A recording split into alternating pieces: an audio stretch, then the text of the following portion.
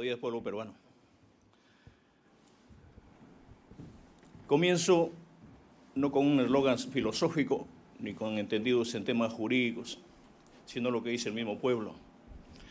Hermano, dame tu mano, vamos juntos a buscar una cosa pequeñita que se llama libertad. Hoy comparezco ante ustedes como un presidente de la República secuestrado por un proceso injusto y un proceso diseñado para destruirme. No me voy a enseñar a otra cosa sino a los hechos, pero un hecho que viene antes, durante y después, porque acá se ha leído lo que se decía, el mensaje a la nación, que el día 7 de diciembre, según dice la Fiscalía, que era un mensaje a la nación.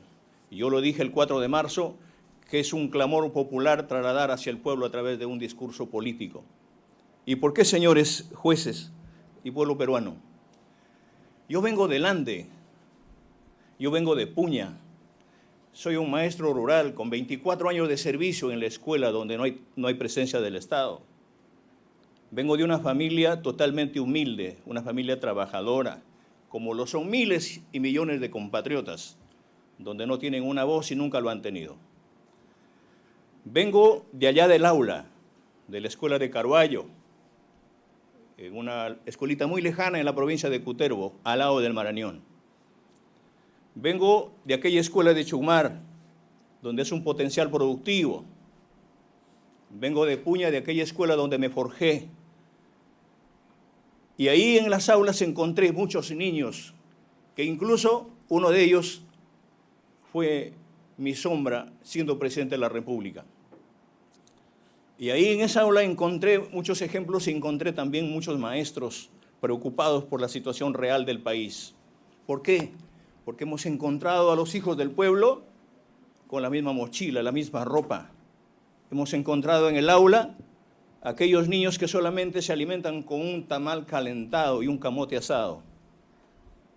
Y cuando veíamos esa realidad, yo con mi propia experiencia, en una de las oportunidades expliqué ante los maestros y ante los padres de familia cómo podemos hacer para revertir toda esta situación. Y eso está incluido en el discurso que lo di el 17. Y por eso, esos son los antecedentes para llevar a cómo se hizo ese discurso.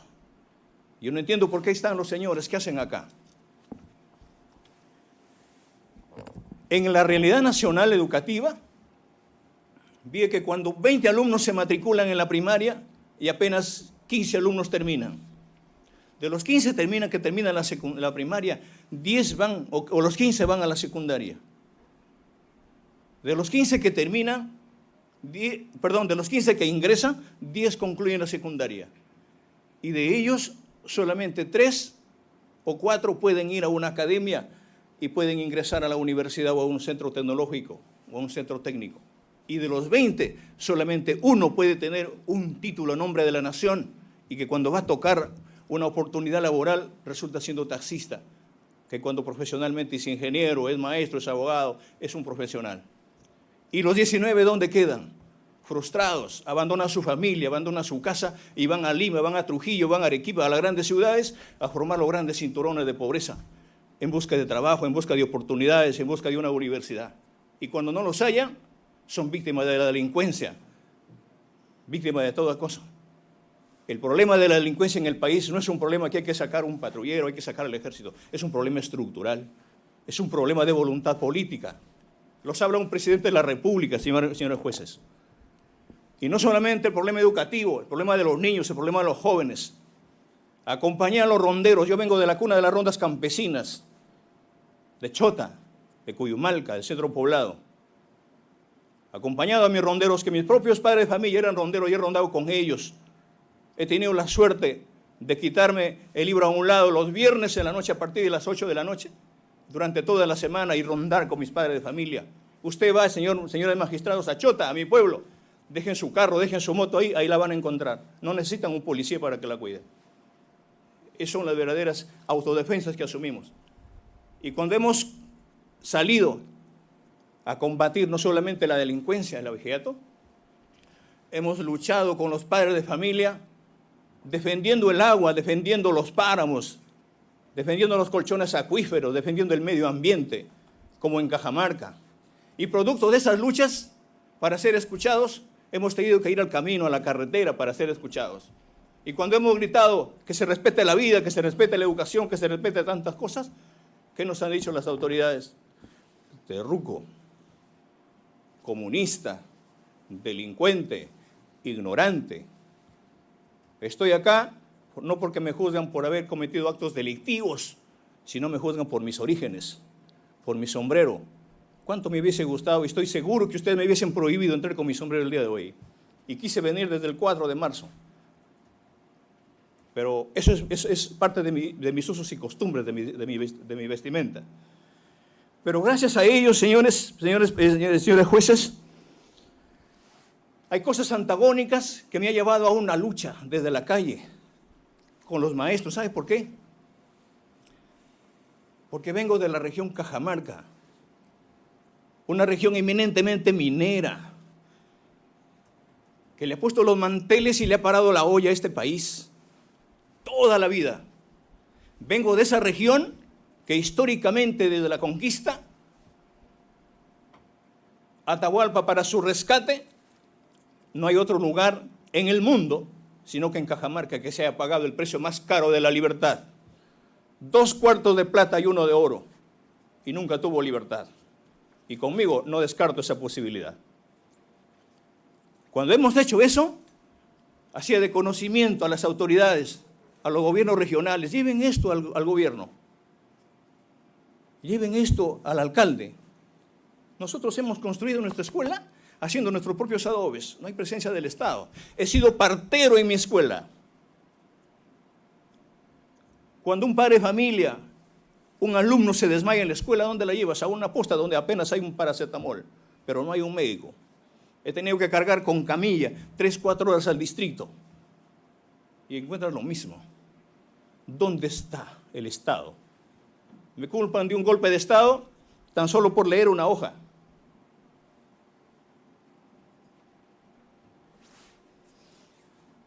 Pero he encontrado la realidad que sí es producto. Me dicen que es un golpe por leer una hoja, pero esto sí es producto de un golpe.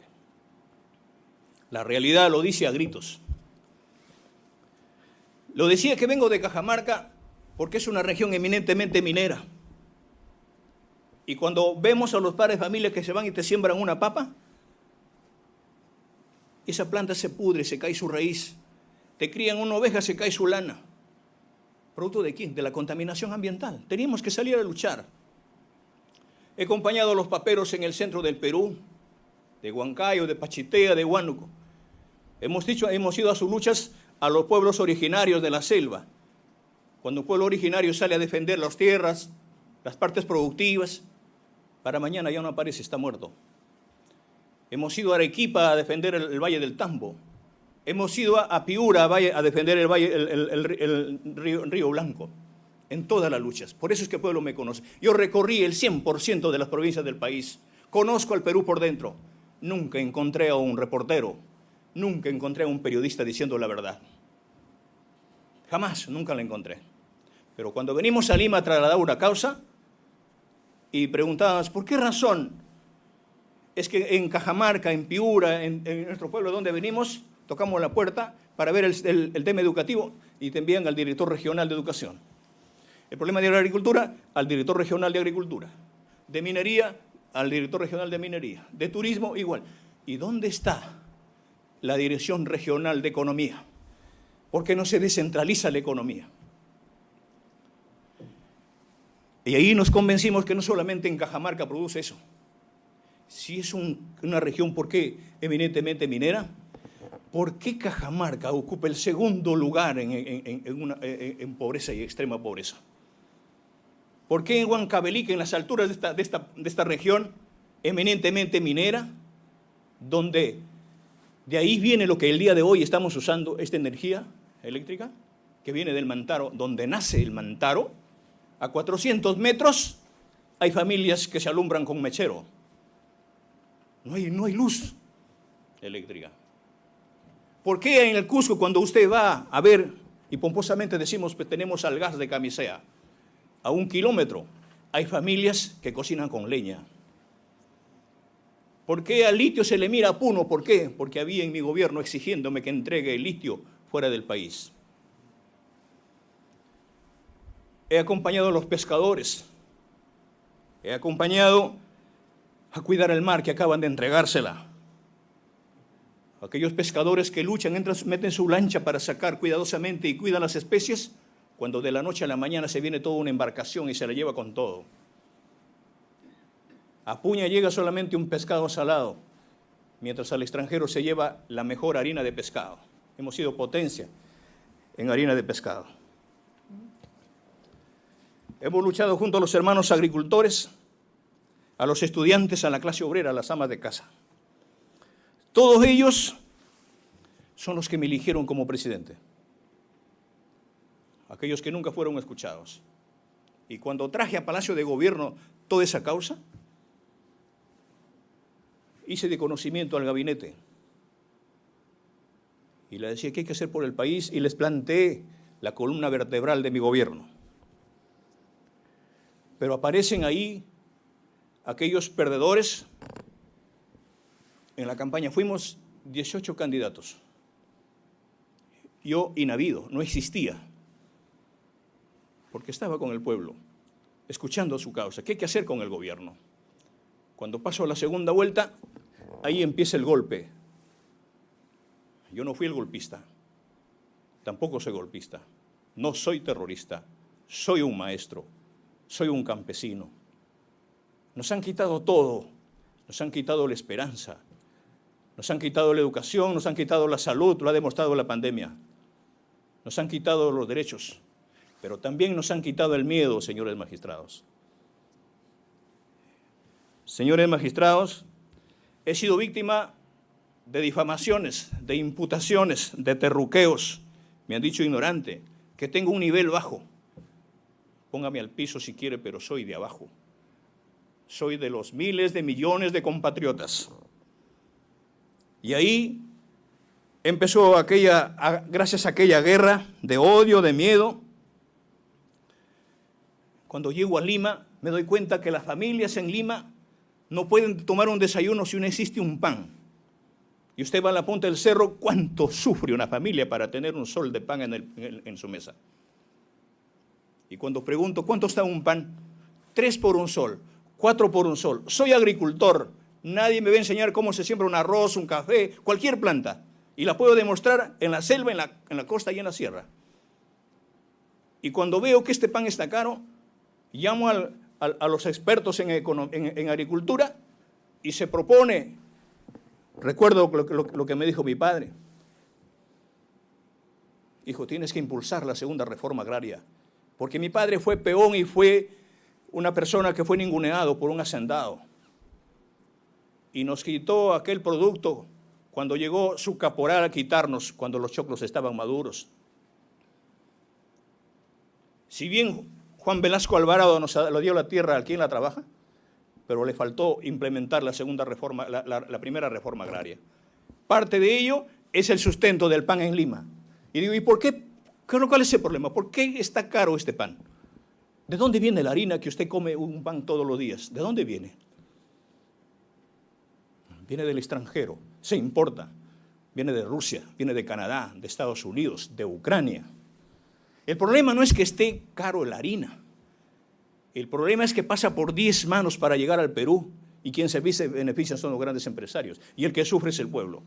Pero tiene usted a un país eminentemente agrícola, con diferentes pisos ecológicos, con diferentes climas, diferentes producciones, miles de semillas para mejorar el país. Propongo un proyecto de ley para el Congreso que me dejen impulsar la segunda reforma agraria para sembrar trigo y cebada durante toda la serranía, como se hizo en el incanato. Y no solamente vamos a tener 20, 15 panes por un sol, sino tendremos harina y alimentos de reserva de la mejor calidad y exportar, si es posible, nuestra harina. Eso fue lo que tenía que plantear y venía planteando en los ministerios. Yo como presidente de la República, ustedes tienen que entender que cuando el presidente de la República se sienta en el Consejo de Ministros, a su mano derecha tiene al Premier y a su mano izquierda tiene al Canciller. El presidente de la República es el responsable de conducir la política exterior pero también la política interna. Hay deuda interna y hay deuda externa. Pero me di cuenta como gobierno, ¿qué hago pagando la deuda externa? Si la escuela o ese préstamo que vino no se construyó, no llegó al país. Y me di cuenta que el Estado y el gobierno, la deuda más grande no es la deuda externa, es la deuda interna. Educación, salud, agricultura para el pueblo peruano. En ese entender, llamé al directivo de la SUNAT. Quiero que me exponga usted, señor, ¿cuál es el problema? ¿Por qué? ¿Qué está pasando con el país? Hay empresas mineras, petroleras, gasíferas, madereras. ¿Y por qué hay tanta desigualdad? ¿Qué es lo que está pasando? Y el jefe de la SUNAT me dice, ¿sabe qué?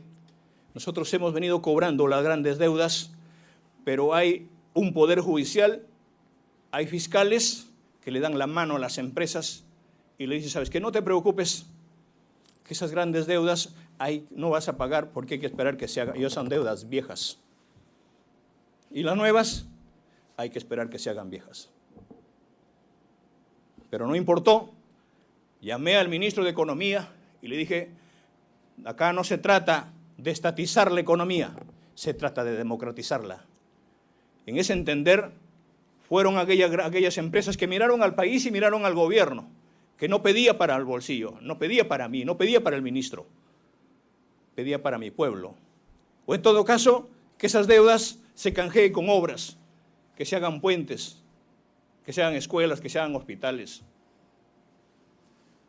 Y cuando empiezo a cobrar las grandes deudas, salpica el problema con Pedro Castillo, no como individuo, sino como un gobierno que dice, hoy ha entrado un gobierno comunista, te va a quitar tu casa, es un chavista, es un golpista, hay que meterle los ojos en Zarratea, hay que crear el Neficop.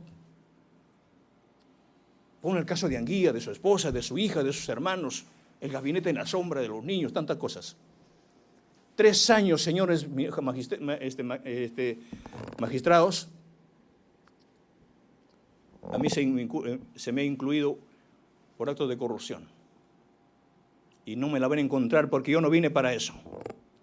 Y acá la digo al país y ante ustedes. Si a mí me encuentran una cuenta donde haya jalado un centavo para Pedro Castillo, para mí, o haber una cuenta afuera, o tener una propiedad, y me encuentran un indicio de corrupción, yo no voy a pedir pena de cárcel. Pido pena de muerte. Porque eso es lo que se tiene que corregir en el país. Que empiecen por mí. ¿Dónde están las pruebas? Ahí aparece, yo llamé a la prensa, a Palacio, en 2 oportunidades. Y me trajeron un decálogo para firmar en el momento y le dije, pues tengo que leerla. ¿Cómo puedo leer en el momento ahí y entregarla sin saber cuál es su contenido? Y ahí me hicieron entender de que debo llevar el mismo camino que otros gobiernos. Usted tiene la oportunidad de quedarse a sus 5 años. Pero ¿cómo es? Esa plata que les prohibí a los medios de comunicación, la destiné para Juliaca, para el agua potable, a Alto Piura y al Hospital Antonio Lorena del Cusco. Aquellas grandes empresas preocupadas porque no firmaba su hoja de ruta y porque empecé a pagar las grandes deudas históricas al país, le dije, ¿qué tenemos que plantearle a este Congreso? Y viniendo de Lima decía, pucha, que hay un Congreso, un poder ejecutivo, un poder legislativo, un poder judicial. Hay que ir y tocar las puertas de este Congreso para que hagan las leyes a favor de los que nos han elegido. Y planteé que hay que terminar con el problema educativo y se geste el ingreso libre a las universidades. ¿Cuántos jóvenes luchando las puertas en las universidades terminan las secundarias, no pueden ingresar? Hoy, hasta el 2025, ya hubiésemos implementado el ingreso libre a las universidades. Llamé al ministro de Salud y le planteé el primer nivel de atención. Yo les planteo y les digo, señores magistrados, ustedes pueden tener salud, están preocupados en el derecho, pero me imagino que ni siquiera ustedes han hecho su último chequeo médico. El padre de familia, el ciudadano, se saca todo el jugo trabajando y cuando ha forjado su vida, vienen los años, se va a un médico y descubre que tiene un cáncer a la tercera etapa.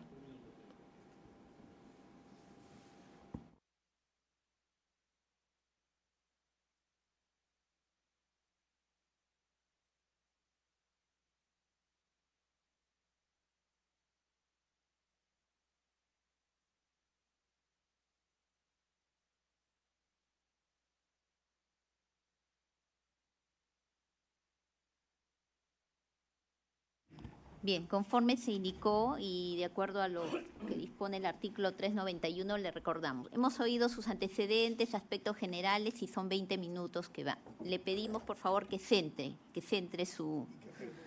En el marco de imputación. Sí, señor magistrado. La prueba que se ha visto en el juicio oral, porque usted ha estado todo el juicio oral y usted conoce bien cuál es. Sí, señor magistrado. Es que lo digo porque eso está en la hoja. En la hoja que leí el 7 de diciembre. Sí, eso nos interesa conocer. A eso voy. Pero centre el tema. Faltan unos minutos, señor magistrado, para concluir esa etapa preliminar. Estoy haciendo una línea de tiempo nada más. Sí, por favor. pero dosifique su tiempo para que pueda utilizarlo adecuadamente. Ya ha gracias. pasado 20 minutos. Concluyo entonces. Espero que me dé los mismos tiempos del mismo Ministerio Público. Yo tengo tres Podemos carpetas. Escucharlo, pero nos interesa conocer los temas de la acusación.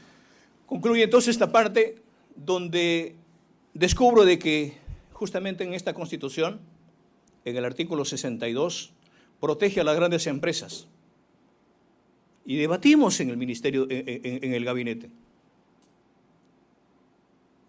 ¿Y por qué tiene que pasar eso donde se llevan la grande riqueza en el país?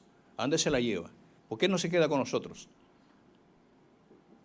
Y cuando se habla del BRAE, 40 años militarizado, me di cuenta que el problema de la droga, el problema de eso, no está en el BRAE, está en el Callao, está en el puerto. Ahí gesto y hago de manifiesto al país, cuando llevo al consejo, a los ministros, a un consejo de ministros descentralizado, ahí recibo el clamor de muchos compañeros, de muchas organizaciones, del pueblo organizado. Entonces ahí, convencido de que de todas las utilidades que llevan las grandes empresas hacia afuera, de cada 10 soles que nos explotan, porque hemos pasado la era del guano, del salitre, del caucho, de la plata, del oro, hoy estamos en la época del litio, y se van a seguir explotando, pero de cada 10 soles de utilidad, 7 soles se llevan los grandes empresarios y 3 soles se queda para nosotros. Yo planteé revertir eso, y eso se los asustó. Pero no para quitarlo, sino para sentarnos y conversar y ponernos de acuerdo por el país. Y cuando planteo eso, que 7 soles se quede para nosotros y 3 soles se la llevan porque hay años explotando, ¿para qué? Para declarar en emergencia la educación, para pagar las múltiples deudas, para declarar en emergencia la salud y la agricultura. Es decir, mi gobierno quería garantizar a un hombre educado, un hombre sano y un hombre profesional. Eso fue lo que salpicó, lo que rebasó el vaso. Y teniendo en la prensa ya, dije, ¿sabe qué? No.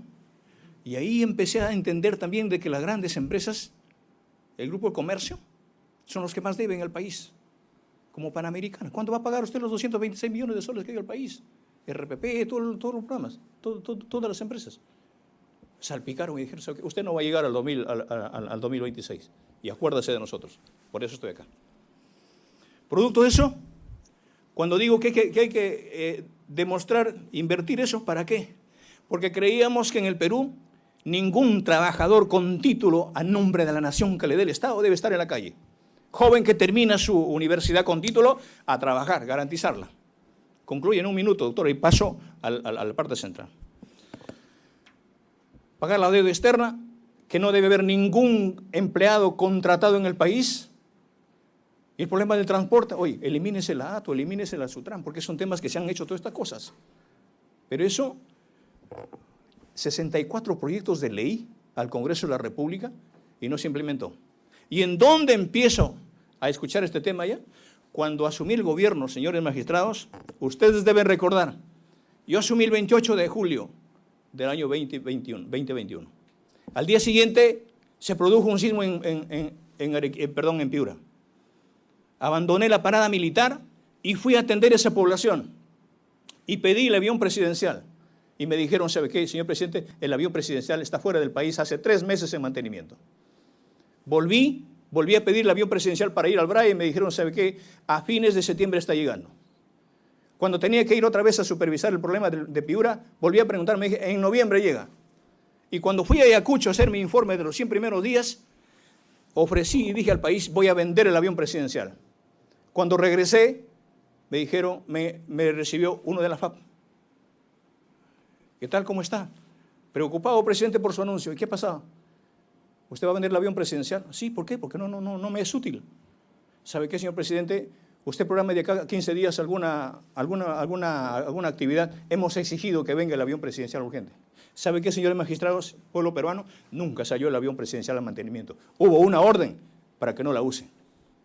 En plena pandemia, cuando hubo un problema de la uria y habían gritos que decían, muerte a Castillo, vete al carajo, tantas cosas. Señor Entonces, Castillo, vamos al tema central. Por favor, estoy culminando. Dispuse de que el guano de la isla se vaya a los agricultores, porque es un problema de emergencia. Y eso está en lo que se ha leído, por favor.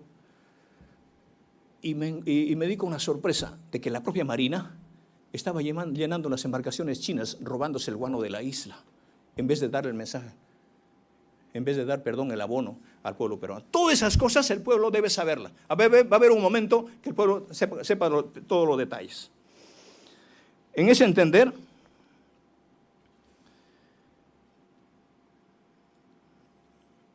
me doy cuenta que no tenemos un aeropuerto del Estado. Una pista, 1 metro de pista, no corresponde al Estado, no corresponde al país. Está concesionada. Por eso los peajes. Y los peajes no deben existir. El 100% de los peajes en el país debe desaparecer. Estimados magistrados, ¿y cómo se tiene que cambiar esos contratos ley? Estoy hablando de esto, que está en el artículo 62. No lo puede cambiar el presidente, el Congreso, no lo pueden cambiar ustedes, no lo puede cambiar nadie, salvo el pueblo a través de una asamblea constituyente. Tenemos que cambiarlo, pero con participación ciudadana. Todo junto con el pueblo, sí se puede. Juntos con el pueblo, todo se puede. Asumiendo mi gobierno, también fui a Ancón a ver la ciudad del Bicentenario. Ustedes deben saber eso, por cultura. Y fui a ver, y cuando subo al helicóptero encuentro a la presidenta del Congreso a mi costado, la señora Mari Carmen. Hace un cambio con mi seguridad y se sienta a mi lado y se toma un selfie, y no le interesaba visitar la ciudad del Bicentenario, porque yo tenía una actividad, ir, supervisar y volver. Y cuando se sienta a mi lado me dice, me codea y me dice, necesito 2 ministerios para que te quedes hasta 2026. Yo pensaba que era una broma porque le dije, ¿cuándo vamos a ir a Contumazá? Porque ella es mi paisana. ¿Qué Contumazá ni Contumazá? Yo necesito 2 ministerios. Y en eso entendí, yo pensaba que era algo así como paisano, ¿no? No le interesaba ver la ciudad, yo hice mi función, hice el trabajo, regresé, subió, se volvió a sentar a mi lado. Cuando llegamos al grupo número 8, y me dice, estoy hablando en serio, ¿me vas a dar o no me vas a dar? No, le digo, ¿por qué?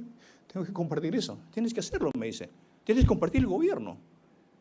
Tienes que hacerlo, si no, ¿cómo vas a gobernar? Por eso es que hicieron conmigo y pusieron a una y otra persona para ver, ¿sabes qué? Hacete esto y el resto. Porque yo no me sometí para eso. Y al final me dijo, ¿sabes qué? Si no me vas a dar los 2 ministerios, quiero que no me la toques a los agroexportadores de Ica, porque ahí trabaja mi marido.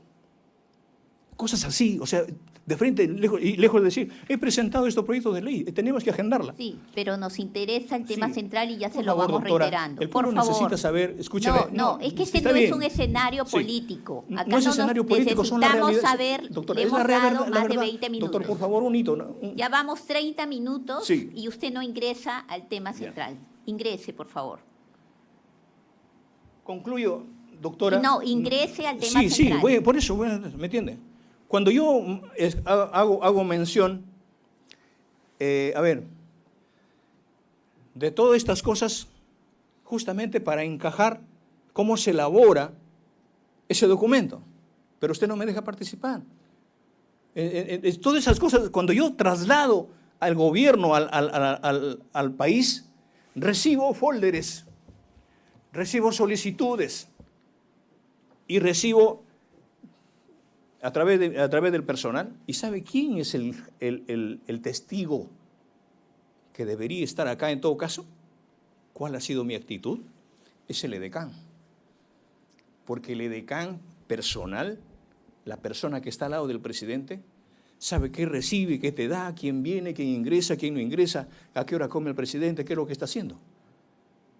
Él es el testigo presidencial, es la persona más cercana al presidente de la República. Y él ha venido acá. A él y a mí, nadie nos puede poner una verdad ajena. Porque con estos señores que están acá, si bien es cierto nos hemos reunido con el doctor Aníbal, la doctora Betsy, fue porque yo ya llegaba a una tercera vacancia presidencial. Yo recibí al pueblo en Palacio de Gobierno. Yo no me reuní a puerta cerrada con empresarios, con la prensa, nada. Yo abrí las puertas de Palacio. Ingresaban todo el personal, todo el pueblo peruano. Y ahí me encontraba, señor presidente Castillo, algo de salud, algo de agricultura, cómo reconstruir, cómo atender las necesidades. No me va a creer, señores magistrados, habrá habido un promedio de 4 o 5 quintales de solicitudes en el despacho presidencial. Y ahí y revisaba así, y ahí encontraba algunas sugerencias, ¿me entiende? Yo tenía un aproximado de 16 a 17 mensajes a la nación o discursos al país, elaborados con su CD, con su CV, y todos los he revisado. Yo me la he revisado. Acá no hay que hoy guarda relación de lo que dijo el doctor Aníbal, de lo que... No, nada. O sea, se me cree inepto para revisar un escrito. Y cuando se gesta todas estas cosas, el 6 de diciembre yo llamo al señor Mendieta para que llame a algunos ministros que tenía y mis abogados. Estaba el doctor Pepe Manchego, el doctor Benji Espinosa, los ministros como el ministro de Justicia, y empezábamos a estructurar cómo voy a participar al siguiente día en el Congreso. 3 de la tarde. Yo quisiera que ustedes le hagan un seguimiento a la notificación de la tercera moción de vacancia cuando llega a Palacio de Gobierno y no la pude recepcionar porque estaba invisible. Nunca llegó la notificación para asistir. La regresamos porque no se podía leer. En ese entender, todo estaba programado y viendo qué es lo que teníamos que hacer al día 7 de diciembre. ¿Cuántos minutos va a hablar el doctor Palomino Manchego, el doctor Benji, y cuántos minutos voy a hablar? Pero también había problemas de agenda. Y escuchaba y compañeros y decían algunas personas, amigos, organizaciones, el pueblo que me eligió, estaban en la calle. Te vamos a acompañar, fuerza, presidente. Y en eso yo le llamo al ministro del Interior y le digo, ¿podría haber la posibilidad de saludar al pueblo como es en todos los países, en todos los gobiernos, que se saluda a su pueblo? A mí me puede negar saludar a mi pueblo peruano, y si es posible en la Plaza de Armas, saludarla, hacerles entender qué viene de acá, qué cosas vamos a hacer. Es que por eso después del 7 de diciembre yo llamo, y ahí están las llamadas perdidas, con la doctora Betsy Chávez y con el doctor Willy Huertas, para decirle que no se preocupen, que todo lo hice yo, que ellos no tendrían por qué preocuparse, que ellos no han cometido ningún delito. Pero entiendo por el momento, y nunca me contestaron la llamada. El 6 de diciembre, cuando estábamos con el doctor Aníbal, con la doctora Bessi, ellos tenían el contacto con alguna de las bancadas. Decía, sí, este va a votar, esto no va a votar, esto está viendo, están evaluando, está juntándose tal bancada, están viendo lo otro.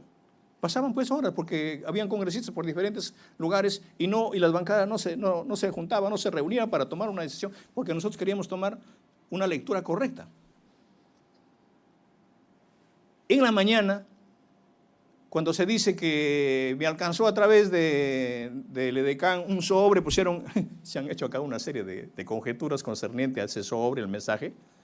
Claro que me alcanza el doctor Mendieta el mensaje y pone en mi mesa, pero no es el discurso que se dio lectura, sino es la última versión para tener que ir a explicar y exponer a las 3 de la tarde en el Congreso.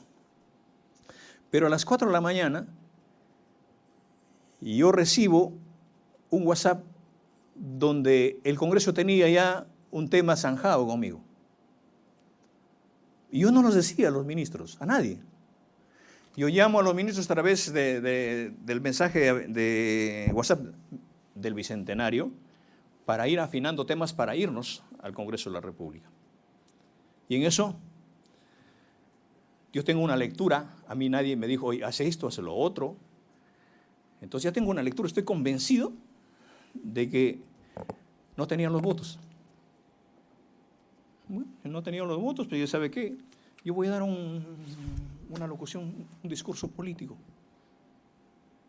Y ahí cuando llega la doctora Bessi, ella no sabía, necesito la prensa sí o sí. Ella no porque había coordinado, sino que porque era una orden que tenía que cumplir y le había dado un plazo si es posible. Y se ha ido a traer la prensa, no importa, pero el resto ya estaban coordinando, viendo la prensa, y le digo, ¿qué es lo que está pasando? Mi banda, ¿por qué demora tanto? Voy a leer esto. Y empiezo a leer. Y leo ahí con la finalidad de que haga eco lo que recorría el país, de lo que tenía que hacer por el país, y qué es lo que está haciendo la parte del trabajo obstruccionista por parte del Congreso. Y en la tarde tenía que ir al Congreso. Cuando veo eso después de la lectura, veo que un ministro renuncia el otro. Empieza y el doctor Aníbal estaba sentado en la sala de embajadores. Voy y le digo, doctor, vienen por mi familia. Porque a mi esposa, a mis hijos, a mi familia, ya había un tema de una guerra sin cuartel, haciendo entender de que ellos estaban involucrados en actos de corrupción. Voy a dejar a mi familia a la Embajada de México. Nunca pedí asilo. Y cuando tenía que cautelar, ¿quién no puede cautelar y defender a su familia? Mi familia vivía un tema de hostigamiento permanentemente todos los días, las 24 horas del día en el Palacio. Se allanó Palacio como en ningún otro gobierno. Mi madre salía de una operación y mi madre la llevaban a la casa en San Juan del Lurigancho, saliendo de la operación problema de vesícula, y llegaron esa misma noche y alzaron el colchón y el catre y la botaron a mi madre al piso y alzando y buscando dónde están las cajas de dinero. Eso es lo que se ha hecho. La que más se ha llevado este problema es mi madre. Cuando se dan esas cosas, yo voy con mi propia escolta. Voy en el cofre presidencial. ¿Usted cree que una fuga se puede hacer con su propia escolta, con la policía? Y en eso, ahí sí sentí el golpe. Con metralleta en mano apuntando a mi hija, a mi hijita, que es mi talón de Aquiles. Un abrazo, Alondrita. Apuntan y mi hija estalla en llanto. Papá, te van a matar, me dice. Tranquilo, hijita. No, lloraba desesperadamente. Y para cubrir a mi hija, tenía que dar la cara, tenía que salir. Ahí están las imágenes. Me hubiese gustado que me den la oportunidad para verla. Pero bueno. Me acompañaba el doctor Aníbal. porque él sabía que vamos a volver a Palacio. Todas mis cosas estaban en Palacio. Y tenía que dar la cara. ¿Por qué me tengo que fugar? Ahí soy arrestado. Y cuando soy arrestado, yo digo, ¿qué es lo que está pasando? Y me arrestan siendo presidente de la República, señores magistrados. Y estando en la prefectura, 10 minutos después, se produce una vacancia express. Yo quisiera preguntarles a ustedes, ¿desde cuándo cambió el tema de la aritmética? En el Perú, 101 es igual a 104, entonces. ¿No tuvieron la votación calificada? ¿A dónde correspondía llevar a un presidente de la República? Primero me detienen, luego hacen una vacancia y no tuve derecho a defenderme. Tampoco tuve derecho al antejuicio. Pero con la señora Dina sí se cuidaron. Hay que tener más de los 104 votos. Producto de ello, estoy acá.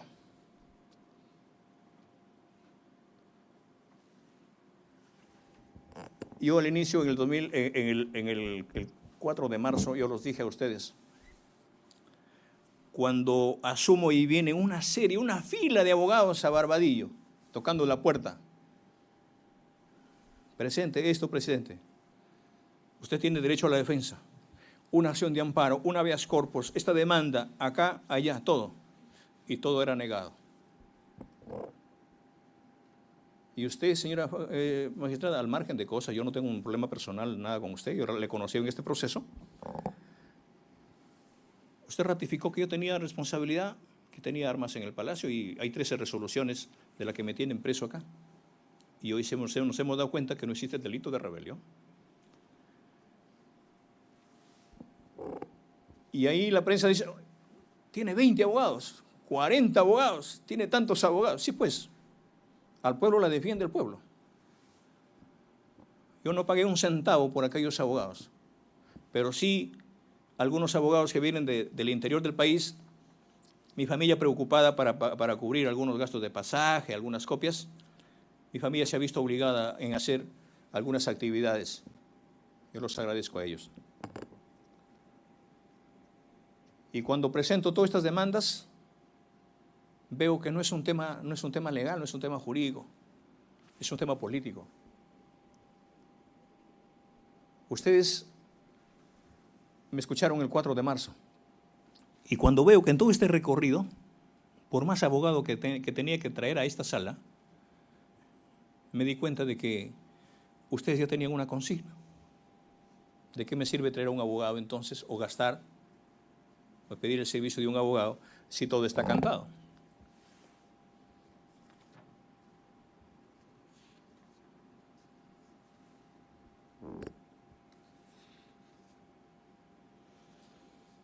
Tanto ser el odio o la campaña de miedo que quería implementar, la fabricación de urea, de fertilizantes, de abonos en La Oroya, en Piura, en el Cusco. Y he recibido también algunos abogados que estaban viendo ese tema y decían, presidente, ¿y cómo queda lo que estábamos trabajando? Esas cosas. Le digo, pues no queda otro camino, que hay que revertir estas cosas porque el pueblo necesitamos que ojalá ellos mismos se autoconvoquen o se organicen para seguir trabajando esto. Volviendo al tema,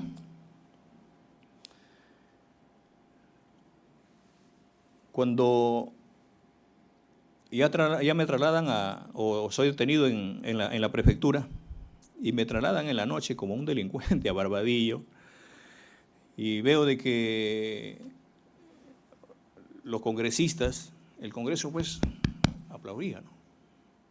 Bien. Y ahora asume la responsabilidad una persona que, bueno, el pueblo la conoce, y producto de ello, a mí se me imputa de una segunda o tercera bueno, valga la redundancia, imputación por el tema de abuso de autoridad y grave perturbación a la tranquilidad pública. Si ya estoy detenido, ¿cómo voy a perturbar la tranquilidad de la población? ¿En dónde está el abuso de autoridad si la misma autoridad se me quitan antes de las 2 de la tarde del mismo 7 de diciembre? ¿En dónde están los afectados? ¿Dónde están los damnificados? Señores magistrados,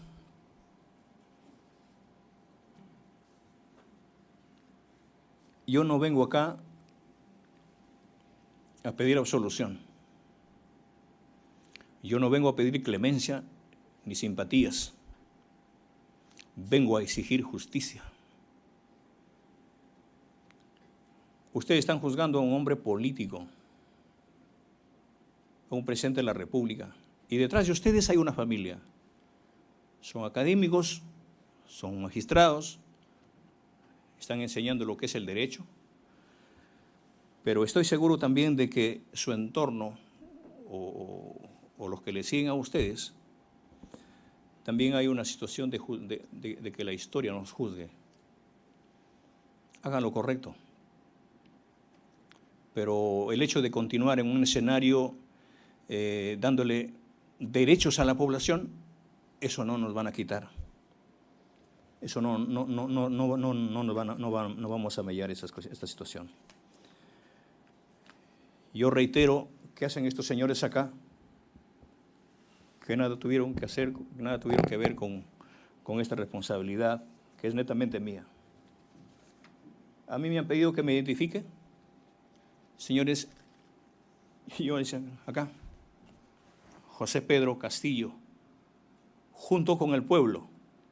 Y esto es lo que tenemos que hacer para el 2026, para recuperar el país. Nuevamente, déjeme terminar diciendo, y soy cristiano, soy católico, y pido a Jesucristo de que así como entregó su vida por un mundo mejor, que cuide a mi pueblo y cuide a mi familia. Y también perdone a los que ven al mundo distinto. Reitero, no he venido a pedir clemencia, menos absolución de mi caso. Solamente pido justicia. Viva el Perú. Gracias, señor Castillo.